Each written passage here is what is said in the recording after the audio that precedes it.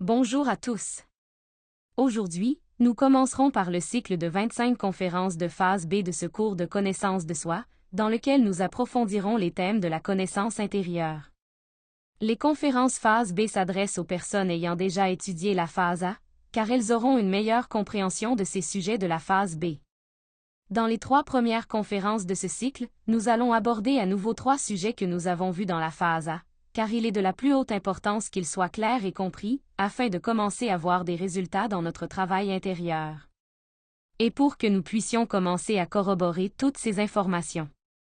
Aujourd'hui, nous parlerons de concentration et de relaxation, un sujet fondamental, puisque parvenir à une bonne concentration et une bonne relaxation est ce qui nous permettra de réussir dans nos pratiques.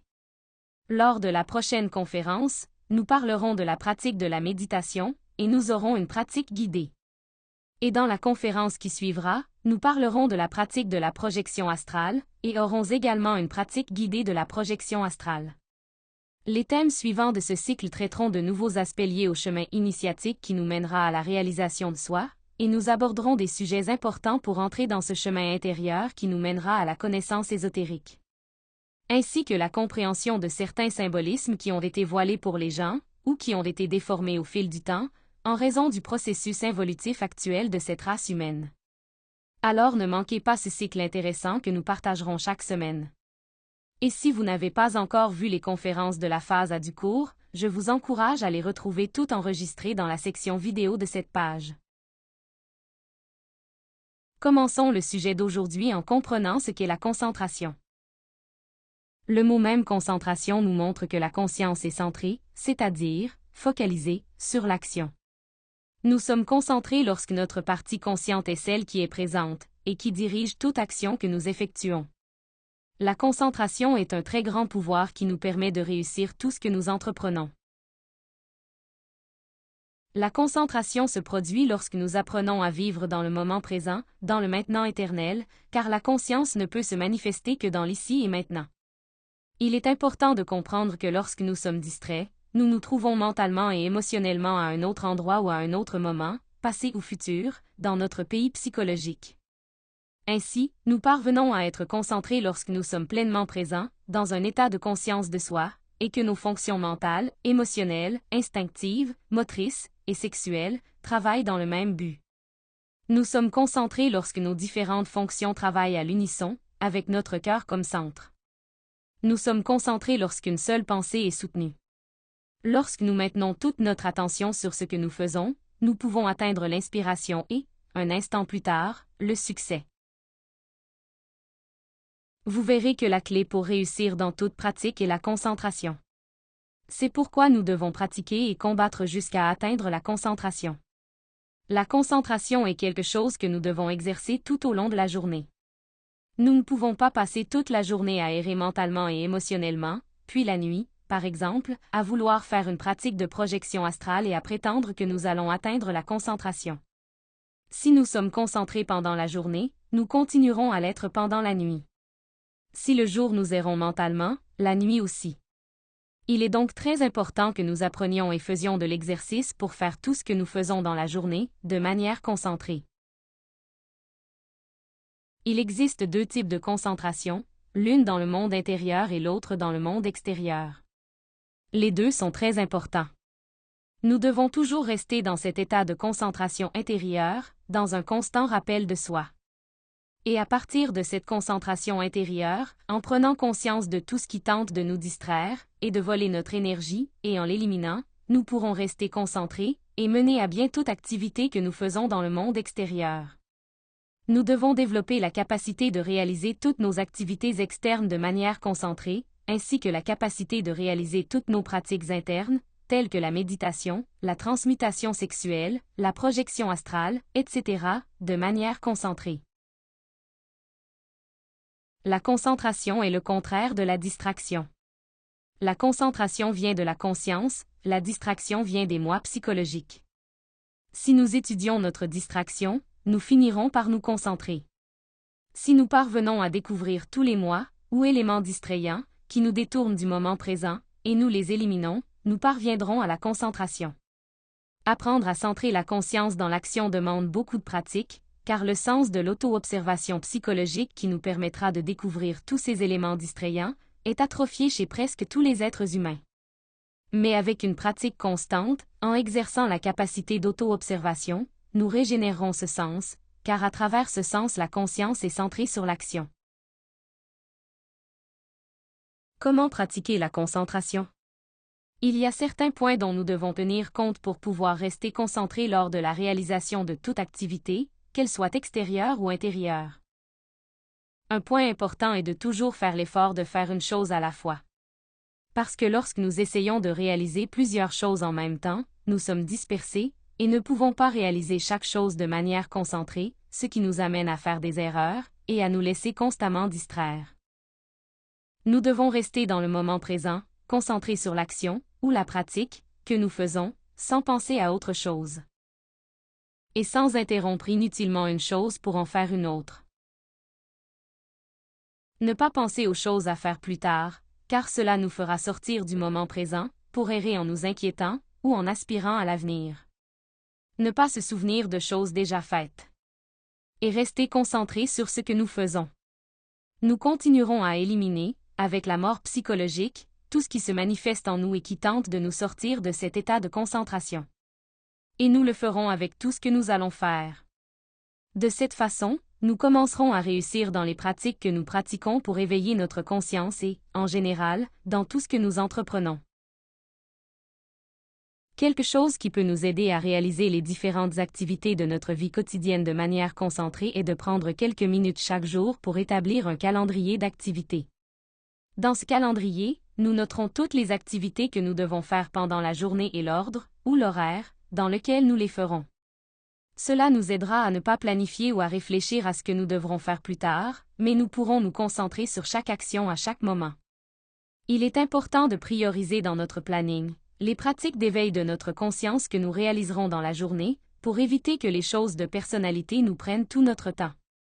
Si nous mettons de l'ordre dans les activités de la journée, nous verrons comment nous serons plus productifs, nous ferons moins d'erreurs, car nous pourrons faire les choses de manière concentrée, nous aurons beaucoup plus de temps pour réaliser les choses que nous devons faire. Et surtout, nous pourrons faire davantage de progrès dans la mort psychologique et la libération de notre conscience, car en étant concentrés, et en auto-observation à tout moment, nous pourrons découvrir les défauts qui apparaissent en nous d'instant en instant.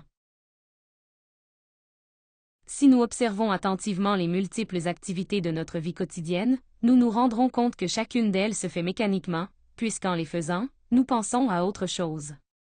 Et ce même fait nous empêche d'être centrés. Cela nous empêche également de voir tous les défauts psychologiques qui se manifestent en nous à chaque instant. Nous nous réveillons, nous levons, marchons jusqu'à la salle de bain, nous déshabillons, prenons une douche, nous séchons, nous habillons, mettons des chaussures, faisons le lit, prenons le petit déjeuner, nous brossons les dents, disons au revoir, sortons, etc. Mais nous ne nous observons pas d'instant en instant, ce qui signifie que notre conscience est endormie par manque d'utilisation. Nous faisons des choses avec notre conscience endormie, et à cause de cela, il n'y a pas de découverte de soi. Si nous commençons à nous observer nous-mêmes, nous découvrirons chacun des moi qui participent à chaque action, qui agissent mécaniquement, commettant des erreurs, nous stressant, nous causant des soucis, nous distrayant, et empêchant notre concentration. Quand on commence à observer tout cela, on se rend directement compte du chaos dans lequel nous nous trouvons. Et qu'on ne peut l'ordonner qu'à travers une relaxation permanente. Qu'est-ce que la relaxation? La relaxation est un état de non-tension. Et c'est l'état naturel de la conscience. Au contraire, les tensions appartiennent au moi. Nous sommes tendus lorsqu'un défaut psychologique s'empare de la machine humaine. Ce qui est intéressant est de découvrir comment nous avons passé la majeure partie de la journée avec différentes tensions dans tout le corps, ainsi que des tensions mentales, émotionnelles et sexuelles. Et dans cet état, les défauts nous enlèvent toute notre énergie, nous amenant à terminer la journée complètement épuisés. Qu'est-ce qui nous cause des tensions? Les tensions sont produites par nos désirs constants. Nous savons que chaque désir est un moi qui veut se manifester. Elles sont également provoquées par des émotions négatives, comme l'inquiétude, l'anxiété, la peur, etc. Nous devenons également tendus lorsque nous portons des chansons psychologiques et de mauvais états psychologiques. Tous les types de pensées génèrent en nous des tensions différentes. Les soucis, les bavardages internes incessants, ainsi que la lutte entre les différents moi en nous, lorsque nous sommes confrontés à des indécisions, des doutes, des débats internes, etc. Lorsque nous prenons conscience d'un défaut qui produit des tensions dans une partie quelconque de la machine, nous devons nécessairement nous détendre, afin de ne pas épuiser inutilement de l'énergie. Et comment allons-nous nous détendre? Une fois que nous avons découvert, grâce à l'auto-observation, le défaut qui nous cause une tension, et que nous comprenons qu'il ne fait que drainer notre énergie inutilement, nous implorerons notre Mère divine comme ceci. Ma Mère, élimine ce défaut.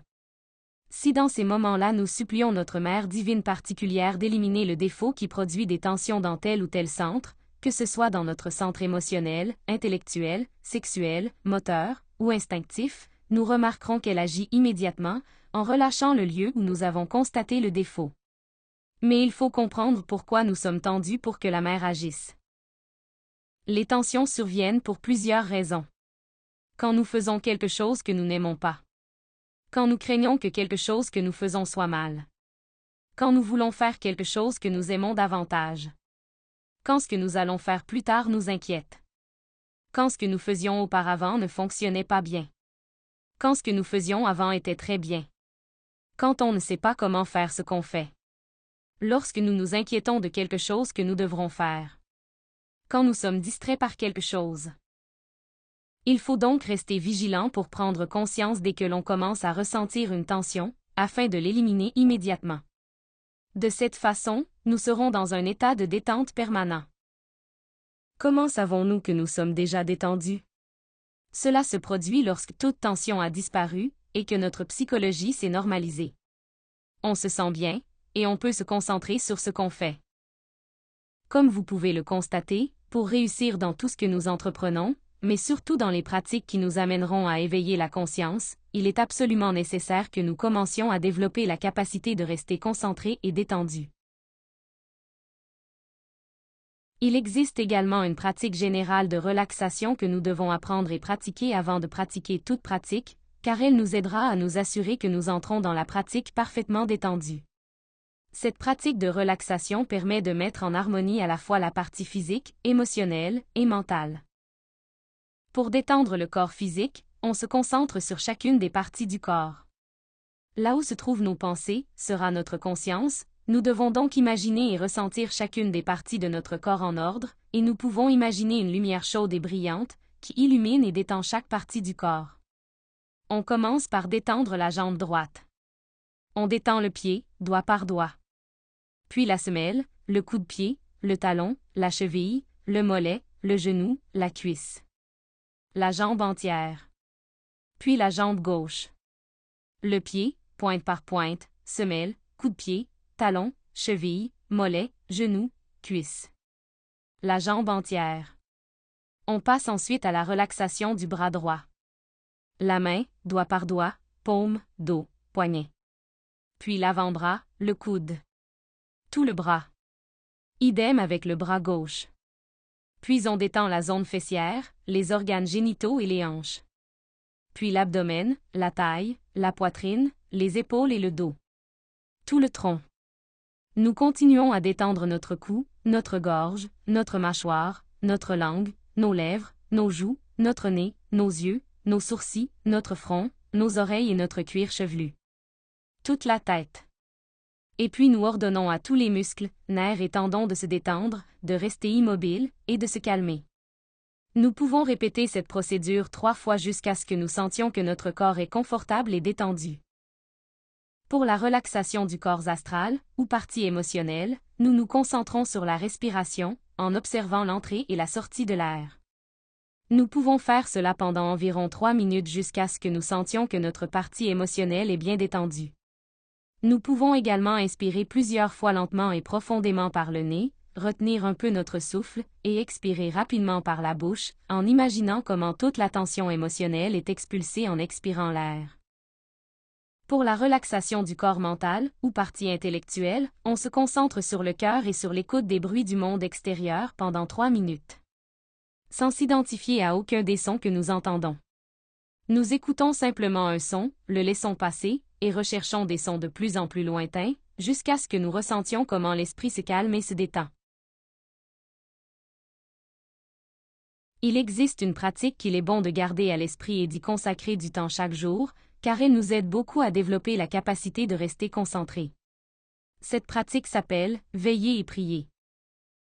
Nous recommandons avant de faire la pratique de nettoyer l'énergie de l'environnement avec le chant du Bélilin et avec le cercle magique de protection, que nous avons appris dans la 7e leçon de la phase A du cours.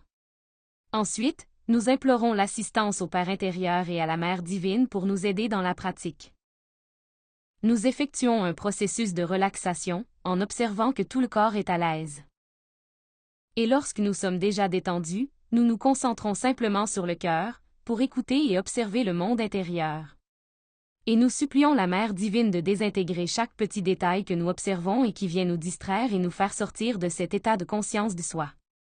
Nous l'éliminons et nous revenons immédiatement à nous concentrer sur le cœur. Ces détails peuvent être des pensées, des émotions, des sensations, des inquiétudes, de l'anxiété, ou tout ce qui vous fait sortir de l'état de vigilance et de l'ici et maintenant. Cela peut être fait jusqu'à ce que la concentration parfaite soit atteinte, avant de faire toute autre pratique. Ou vous pouvez consacrer spécifiquement par exemple 20 minutes par jour à cette pratique. Eh bien, et cela a été le sujet d'aujourd'hui. J'espère que vous le trouverez très utile.